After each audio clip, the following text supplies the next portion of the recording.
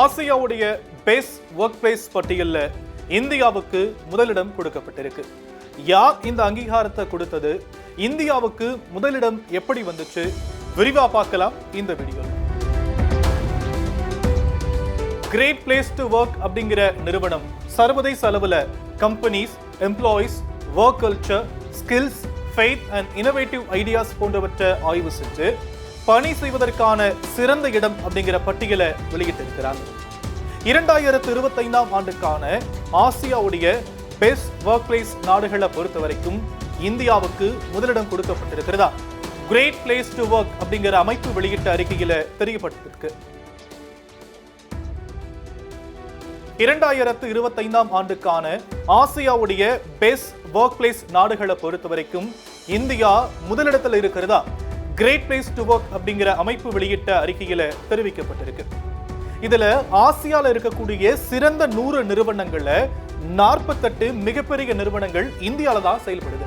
அதே போல 12 நடுத்தர நிறுவனங்களும் இந்தியாவில் இருப்பதா இந்த நிறுவனம் சொல்லியிருக்கிறாங்க. இந்த நிறுவனங்கள் ஒர்க் கல்ச்சர் அண்ட் எம்ப்ளாயியுடைய எக்ஸ்பீரியன்ஸ்ல இந்தியாவின் வளர்ந்து வரும் லீடர்ஷிப்பை உறுதிப்படுத்துவதா அறிக்கையில சொல்லப்பட்டிருக்கு.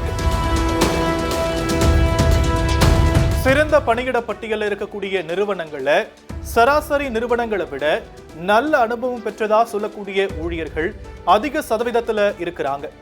86% ஊழியர்கள் தங்களுடைய மேலாளர்களாக நியாயமாகவும் பாரபட்சம் இன்றியும் நடத்தப்படுவதா சொல்றாங்க. இது கடந்த ஆண்டை விடவும் 83% அதிகம் அப்படின்னு சொல்லப்படுது. அதே போல 93% ஊழியர்கள் வயது, பாலினம், பதவி, இனம், பாலியல் சார்பு இது எல்லாத்தையும் பொருட்படுத்தாம நாங்க நியாயமா நடத்தப்படுவதாக ஃபீல் பண்றாங்க.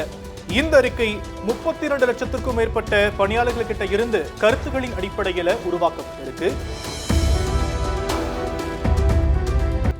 இந்தியா போன்ற பொருளாதாரத்துல வளர்ந்து வரக்கூடிய நாடுகள்ல வெற்றிகரமான நிறுவனங்கள்ல வேலை செய்வது பெருமையா இருப்பதாகவும் நிறுவனத்துடன் இணைந்து செயல்படுவதாகவும் ஊழியர்கள் பெரும்பாலானோர் சொல்வதா இந்த நிறுவனத்துடைய இந்திய CEO சொல்லியிருக்கிறார்.